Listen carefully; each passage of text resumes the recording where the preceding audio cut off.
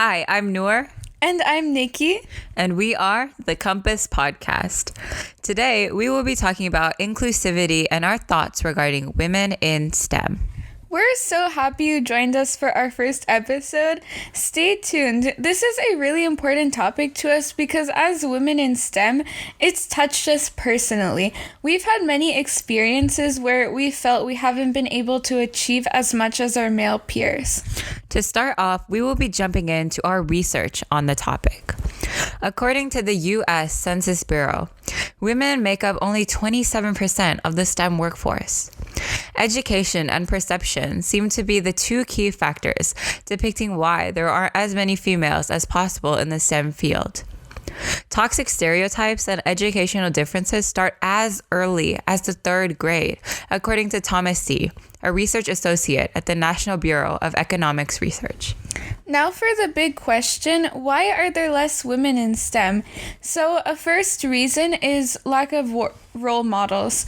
And we gravitate toward role models that seem to be like us. So it seems that if somebody like us can achieve our dreams, we can too. This is especially true of gender, which is why fewer female role models have a drastic effect on how many women are in the STEM workforce. For example, when I started getting into math, I only saw male mathematicians making big discoveries and being recognized. This made me so discouraged because I felt like my efforts were null since I thought I would never be as quote-unquote good as these male mathematicians. Sexism in the workforce. Humans seem to have accepted the fact that STEM being a male-dominated field is not only the norm, but also an ideal, according to sexist fallacies. For example, justifying discrimination against women on the basis of lack of evidence showing that a woman's intellect is not inferior to men's. Some people use a biological argument that men and women's brains are different from birth, but Angela Sayeni debunked this myth in her book Inferior. Yet another reoccurring myth. There is such a thing as a typical male brain and a typical female brain from birth. Here is a fact. Research has found that only the tiniest gaps, if any, exist between boys and girls' fine motor skills, ability to perform mental rotations, spatial visualization, mathematical ability, verbal fluency, and vocabulary. Under normal conditions, large gaps between boys and girls have not been found by scientists studying the typical development of babies. In fact, the overlap between sexes is so huge that scientists have struggled to find and replicate results that suggest that there is any real gap at all. You're right, Noor. There's almost no real gap between men and women's intellect and intellectual capacity, but even so, a few people still like to trash on women in STEM. For example, there was a male Google employee who wrote a 10-page manifesto about how there are fewer women in the workforce because of biological and psychological differences, and not discrimination, but as you were talking about, these biological and psychological factors are not significant, as science has shown multiple times. Way to go, Nikki. And lastly, environment. This ties into role models, but essentially, we are built and impacted by our environment. So, we see fewer women around us in STEM. We'll be less inclined to go into STEM fields. Circling back, we'll talk about how our own experiences as women in STEM to emphasize how discrimination affects women, showing that the environment actually does have a big effect on a lot of women trying to go into STEM fields.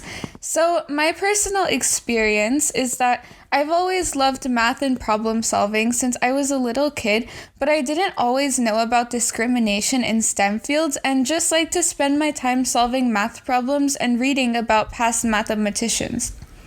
Then, when I got to high school and joined different STEM-related clubs, I noticed that either they were male-dominated or any small mistake in a problem was criticized and painted as shameful and embarrassing.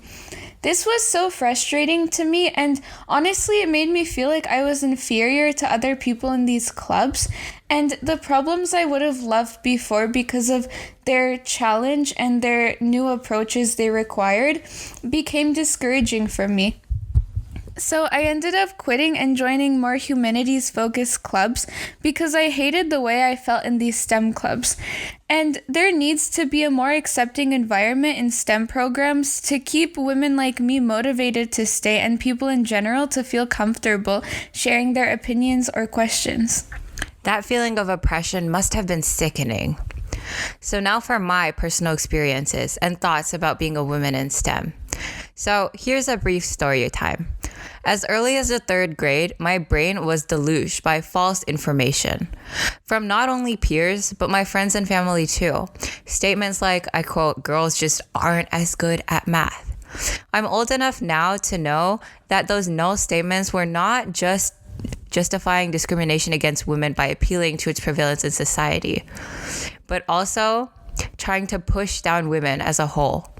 However, being 8 years old at the time, I wholeheartedly caved into every statement that I heard. Nearly every kid's storybook wedged into my school library was about some little boy who dreamed of becoming a scientist of some sort.